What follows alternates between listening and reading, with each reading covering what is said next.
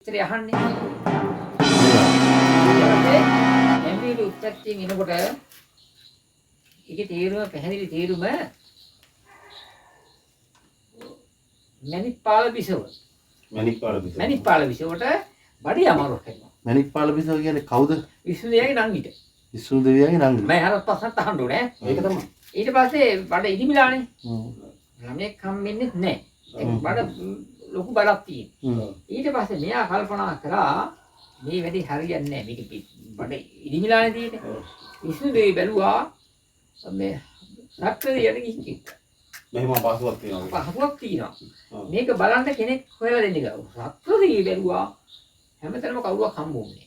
සක්‍රදෙවිය බැලුවා හතර දෙයයන්ට බාර කෙරුවා. හතර වරන් දෙයයන්ට බාර කෙරුවා. හතර කොනේ කවුරු හරි ඉන්නවාද කියලා. මේ මෙයාගේ බඩ මේක හොඳ කරන්න. බලනකොට අජාගූඩ පර්වතයේ හිටියා ඔඩ්ඩි කුමාරයා. ඔඩ්ඩි කුමාරයා මොකද පර්වතේ නම?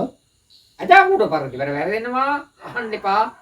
අජාගූඩ පර්වතයේ බුදුහාමුදුරුවෝ අජාගූඩ පර්වතයේ හිටියා ඔඩ්ඩි කුමාරයා. ඔඩ්ඩි කුමාරයා කියන්නේ කවුද? මම කතාව කියන්නේ ඔය අහනවා. හරි. නම කියන්නේ ඔය අහනවා. ඔඩ්ඩි කුමාරයා. හතරවන් දෙයනේ බැලුවේ. බලනකොට හතර වරන් දෙයියෝ බැලුවම හතර පැත්තට බලන්නේ කොහොමද සක්‍ර දෙයියෝ. හතර කොනේ ඉන්නවා ඔඩ්ඩි කුමාරයා. හතරවන් දෙයන්න බැරි හැකිනේ. ඔඩ්ඩි කුමාරයා වෙන කෙනෙක් හිටියා. ඊට පස්සේ ඔඩ්ඩි කුමාරයා ඉන්නවා කියලා හතරවන් දෙයන්න කිව්වා. හතරවන් මුණු ඔක්කොම ආවා. විසුණු යාළුවානේ මේ ඔඩ්ඩි කුමාරයා එන්නේ නැහැ. එන්නේ නැත්තේ මොකද? අර අජාගූඩ පර්වතයේ හිටියට මේ ඉන්නේ නැහැ. එළියට ඉන්නේ නැහැ. ඉන්නේම නැහැ. ඊට පස්සේ කල්පනා කරුවා මේ ඉන්නේ නැති හින්දා මොකද්ද කරන්නේ කියලා. විසුණු දෙවියන්ගේ බලෙන් ගල රත් කෙරුවා. රත් කෙරුවා. රත් කෙරුවා සද්දේ මේ ටිකුමාරයා දන්නේ නැහැ. ඔඩ්ඩි කුමාරයා දොරපාලය දෙවුණා. දහම. ඔඩ්ඩි ප්‍රශ්නෙට. ඔව් ප්‍රශ්නෙට දැනනකොට අරයා ගිහින් කිව්වා මට මේ දනවා කියලා. ඔඩ්ඩි කුමාරයා බැලුවා ඇයි කියලා. ඔව්. එළියට ආවා. ඇයි මම රත් කරන්නේ? ආයා දැනගත්තා සංකාර. ඔව්. ඇයි රත් කරන්නේ? එළියට ගන්න රත් කරේ කියලා. මොකක්ද ප්‍රශ්නේ? අපේ නංගිට බඩේ අමාරුවක්. කාගෙන් දහන්නේ දැන් ඔඩ්ඩි කුමාරයා අහනවා විසුණු දෙවියන්ගේ. විසුණු දෙවියන්ගේ. මොකද ඇයි මේ රත් කරන්නේ? රත් කරන්නේ ඇහුවා. මේ රත් කරන්නේ ඔයා එළියට ගන්න. ඔව්. අපේ මේ නංගිට බඩේ අමාරුවක්.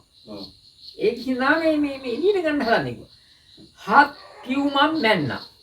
හත් කිව්මම්. ඉන්නේ වල හත් කිව්මම් මැන්නා. ඔව්. මේ ඔඩ්ඩි කුමාරයා මැන්නේ. ඔව්. මැන්නට පස්සේ තව දවස් 7ක් ජීවත් වෙනවා. 7යි දවස් ජීවත් වෙන්නේ. ඊට පස්සේ ඔඩ්ඩි කුමාරයා දැන් මන්නේ මොකද්ද? හත් පියවර. පියවර. හත් පියවර. තව 7යි ජීවත් වෙන්නේ. වෙනිපාල ජීවත් වෙන්නේ තව දවස් 7යි. එහුවා එතකොට මේ කාස්ත බුදුහාමුදුරු ඉපදිලා නැහැ. මේ වැදගත් කතාවක් කියලා. ඊටත් පෙර. බෞද්ධ බුදුහාමුදුරු පහළ වෙලා නැහැ. කාස්ත බුදුහාමුදුරු පහළ වෙලා නැහැ.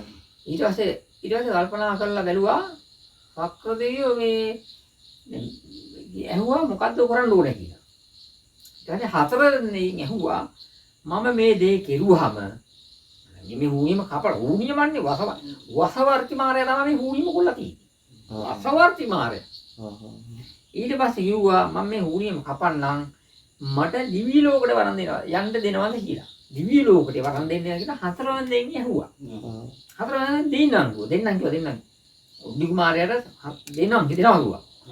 ඊට පස්සේ වරම දෙනවා. දිවි ලෝකෙට යන්න. ඔඩ්ඩි කුමාරයා ඇහුවේ මට මොකක් හරි මේ හුනියම දෙන්න බෑ වරම පඬුරත්තු හරි මොනවා හරි දෙයක් දෙන්න බෑ. දෙන්නම් දිවි ලෝකෙට වරන් දෙනවා. ඔඩ්ඩි කුමාරයා කිව්වා මට ඔඩ්ඩිස ඕන කියලා. ඔඩ්ඩිස දෙහි. දෙහි අරන් යන්න ගියා මේ සක්‍ර දෙවියෝ ගුරු වේශයක්ම වාගෙන නාග ලෝකෙට. නාග ලෝකෙදී තියෙනවා මේ කරණුවේ ගෙඩි 7ක් 8ක්. 7 නෝනේ. දෙහි. ඔව් දෙහි 8ක් තියෙනවා. අඬු වෙනවා. ගුරු වේශෙන් ගියේ සක්‍ර දෙවියෝ. ගිහිල්ලා අරගෙන ආවා 7ක්. අඬු වෙලා නැරන් ආවේ. ඉතින් එකක් දුන්නා. ඊට පස්සේ අර දෙහි කැපුවා. කැපුවට පස්සේ මේ වල අර වසවර භාගය ලේ දාගෙන ඇදගෙන වැටෙනවා. ඌණියම කැපුවා. ඌණියම කැපුණාට පස්සේ අරයගේ බඩ සම්පූර්ණ බැස්සා. ඊට පස්සේ බැස්සේ නන්දන කියන ඉසිවර. නන්දන කියන ඉසිවරය. නන්දන ඉසිවරය. නන්දන ඉසිවරයට විසුණු දෙයියගේ මේ එක්කෙනෙක් විසුණු දෙයියගේ එක්කෙනෙක්. එයා බැලුවා සත්මුහුදෙන් එහා ගිහිල්ලා තැඹිලි ටිකක් ගෙනාවා. තැඹිලි උප්පැත්තිය වෙයි කියවෙන්නේ. ඊට පස්සේ මුහුදෙන් එහා තැඹිලි ගිහිල්ලා නන්දන කියන ඉසිවරය ගෙනත් දුන්නා.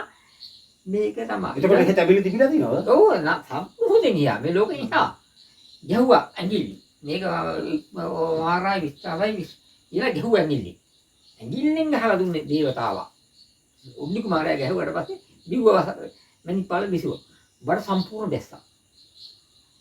බැස්සට පස්සේ අරක හොඳ අරක මේ බීලා අරයාගේ බඩ සම්පූර්ණ බැස්සා.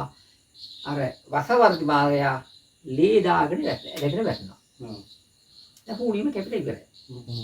ඊට පස්සේ කාලෙකදී කාශ්‍යප බුදුහාමුදුරු පහළ වුණා.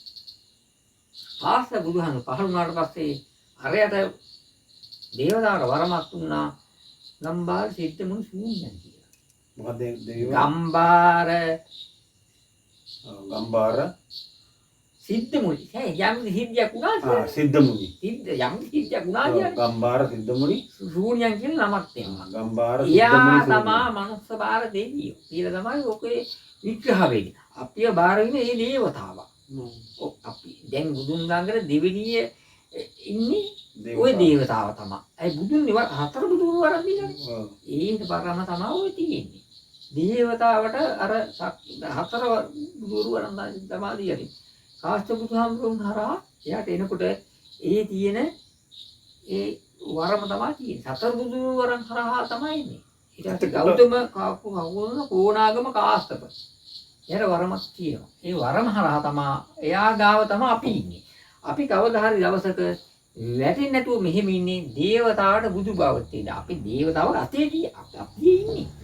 සිද්ධින් දන්නේ. හරි එතකොට දැන් ඔයා දැන් දේවතාවගේ අතේ අපි ඉන්නේ. ඔව් දැන් ඔයා කියපු කතාවත් එක්ක එතකොට සත්මුහුදකින් එහා තැඹිලි තිබුණා කියලා තමයි දැන් ඔයා කිව්වේ.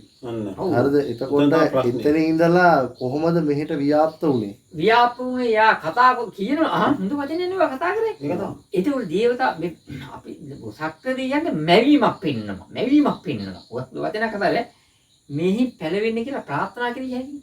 ඒ සක්‍ර දෙය කියන්නේ මේ පිණි උසස් කෙනෙක් මහේසාක් කියන්නේ. ඔයාලා ඒක මහේසාක් කියන දේවතාවට මේ කිව්වොත් වචනකින් මෙහි ප්‍රාර්ථනා වෙන්න කියලා ප්‍රාර්ථනා වෙනවා. පැල කරන්න කියලා ප්‍රාර්ථනා කරලා ප්‍රාර්ථනාවනේ ඒ ප්‍රාර්ථනාව තමයි තියෙන්නේ. ඒ ප්‍රාර්ථනාවෙන් පැලවිලා දෙහිත් පැලුණානේ. තැඹිලිත් පැලුණානේ. ඕක තමයි කතාව. දෙහිත් පැලුණායි දෙහිත් ප්‍රාර්ථනා මහේලා කිරි. ඒවල මට වචනකුත් දැම්මනේ. දමංග දාන්න කියලා. ඒ ප්‍රාර්ථනා වෙන්නේ මහේසාක් වෙන්න ඉපේ. ඔය මහේසාක්. දැන් ඔය දෙවිවරුයි මේ